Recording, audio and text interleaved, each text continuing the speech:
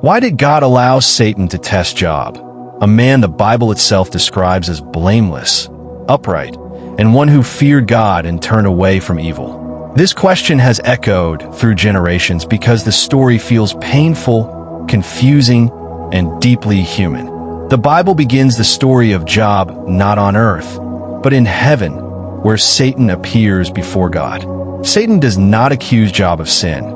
Instead, he questions the motive behind Job's faith. Satan claims that Job only serves God because he is protected, wealthy, and blessed. According to Satan, if those blessings were removed, Job would curse God to his face. God allows the test, not because he doubts Job, but because the test will expose the lie behind Satan's accusation. This is important because the suffering of Job is not about punishment, sin, or judgment. The Bible never says Job did anything wrong. Instead, Job becomes the center of a spiritual confrontation about the nature of true faith. God sets boundaries for Satan, allowing him to touch Job's possessions and later his body, but not his life. This shows that Satan does not have unlimited power, and even suffering operates under God's permission. Job suddenly loses his livestock, his servants, and all 10 of his children in a single day. The pain is overwhelming. Yet the Bible records that Job falls to the ground and worships God, saying that the Lord gives and the Lord takes away. This does not mean Job feels no pain. As the story continues, Job experiences deep grief, confusion, and emotional suffering.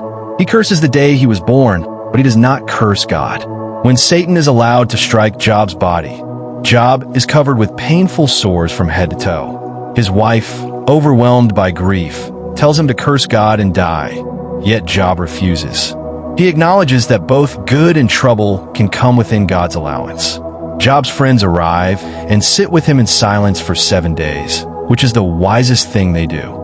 When they begin to speak, they accuse Job of hidden sin, believing suffering must always be a result of wrongdoing. This belief is challenged by the entire book of Job. The Bible shows that suffering is not always connected to personal sin. Job maintains his innocence and cries out for answers, not rebellion. He wants to understand why a righteous God would allow such pain. God remains silent for a long time, which mirrors how many believers feel during suffering. Silence does not mean God is absent, but it often means a deeper lesson is unfolding. When God finally speaks, he does not explain the reason for Job's suffering directly.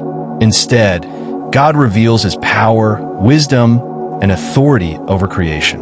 God shows Job that human understanding is limited and that the universe operates on a level far beyond human perspective. Job realizes that trusting God does not require having every answer. This is a central message of the story.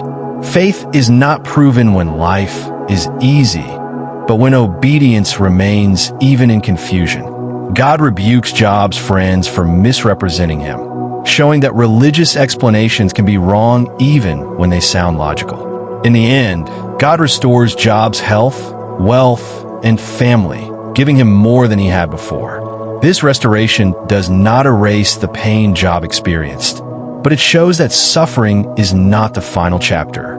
The story of Job teaches that God sometimes allows testing to reveal truth, silence accusations of the enemy, deepen faith, and show that love for God can exist without reward.